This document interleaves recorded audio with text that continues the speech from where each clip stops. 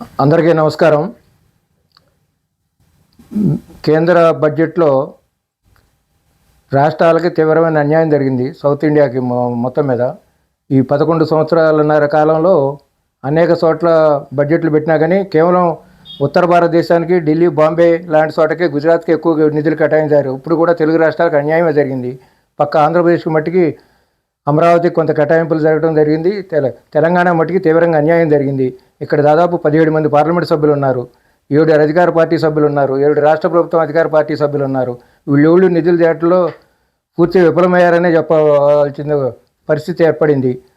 ఇప్పుడు ఎందుకు ఈ పరిస్థితి తెచ్చుకున్నారో అర్థం కావట్లేదు. ఎక్కడెక్కడ ఒకళ్ళు విమర్శించుకుంటూ ఈ విధంగా చేశారు తప్ప ప్రభుత్వ పరంగా మేము పోట్లాడదాము, నిధులు ఇప్పుడు ఆదాయం వచ్చేదంతా దక్షిణాది నుంచి పోతుంది. హైదరాబాద్ నుంచి అంతా ఢిల్లీకి ఎక్కువ, జీఎస్టీలో ఎక్కువ ఇక్కడి నుంచి పోతుంది. కానీ నిధులు కేటాయింపులు తీవ్రమైన అన్యాయం జరిగింది. తెలంగాణ రాష్ట్రంలో ఈ మైక్రో బ్రెవరీస్ పేరుతోని మళ్ళీ విపరీతంగా బార్లకి లేదు, హోటల్కి ఏటికి కూడా లైసెన్సులు ఇస్తామని మొదలుపెట్టారు.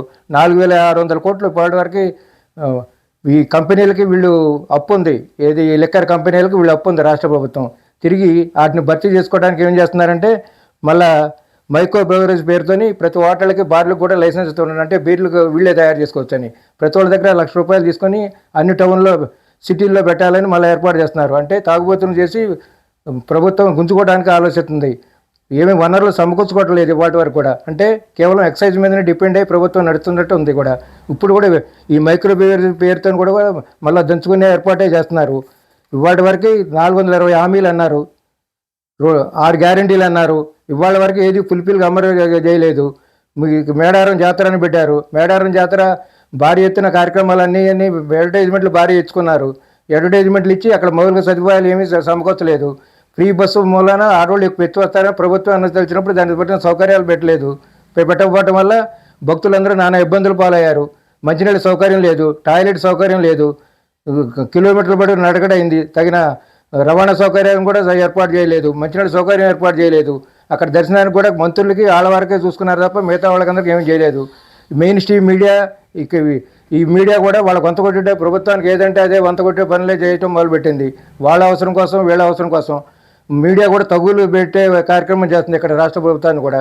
ఇక్కడ ప్రభుత్వం ఒకళ్ళ మీద ఒకళ్ళు పార్టీలు కూడా విమర్శించుకోవడం తప్ప ప్రభుత్వం నుంచి రావాల్సిన సహకారం కూడా పబ్లిక్ ఇవాటి వరకు ఏమీ చేయలేదు.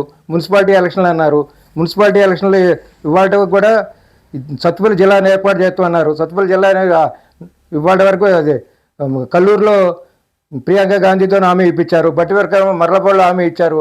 ఆ జిల్లాలు అశాస్త్రీయంగా జరిగినాయి. కొత్త జిల్లాల ఏర్పాట్లో సత్తుపల్లి అన్నారు, అసూరాపేట సత్తుపల్లి కలిపారు. ఇవాటి వరకు ఆ జిల్లా ఏర్పాటు ఈ మధ్యన 10 రోజులు 20 రోజులు పెద్ద అడావుడి చేశారు. మళ్ళీ దాని గురించి పట్టించుకోవట్లేదు. కమిటీ నేస్తామని అది ఇదని. ఇవాటి వరకు మున్సిపాలిటీల్లో ఒక మంత్రులు ఉన్న నియోజకవర్గాలు తప్ప మిగతా శాసనసభ్యులు ఉన్న ఏ నియోజకవర్గాలకి కూడా నిధులు కేటాయింపు జరగలేదు. ఇప్పటి వరకు కూడా పాలనా పరంగా ప్రభుత్వం ఒక ప్రాజెక్టులు ఏమి కొత్తవి తీసుకురాలేదు, మౌలిక సదుపాయాలు అమలు పరచలేదు. పబ్లిక్ కావాల్సిన పనులు కానీ విద్యా వ్యవస్థను బస్టు వచ్చే ఏర్పాటు చేశారు. కాబట్టి ఈ ద్వారా కోరుకునేది ఏమిటంటే ప్రభుత్వము ప్రజలు సమన్వయంగా ఆలోచించేటట్టు చూడాలి తప్ప కేంద్రం కూడా ఏం చేస్తుంది, సిబిఐ, ఈడీని ఎమ్మడి పెట్టుకొని రాష్ట్ర ప్రభుత్వాలను ఆ కేసులు బదలాయించి వాళ్ళ మీద పెట్టేసి ప్రతిపక్ష పార్టీలు ఉన్న చోట్ల లేకుండా చేయాలనే ప్లాన్ వాళ్ళే చేస్తున్నారు. ఇక్కడ రాష్ట్ర ప్రభుత్వాలు కూడా ఏం చేస్తున్నాయంటే పోలీసు వ్యవస్థను అడ్డం పెట్టుకొని ఆ కేసులు ఈ కేసులు పెట్టి ఈ ప్రాజెక్టులో అవినీతి అని, ఏ ఫోన్ ట్యాపింగ్ అని వీటితో కాలయాపన చేస్తున్నారు తప్ప ఎంతవరకు నిధులు కొరతని సమకూర్చే ఉపాయం చేయట్లేదు పబ్లిక్ అసలు ఇవాటి వరకు కూడా.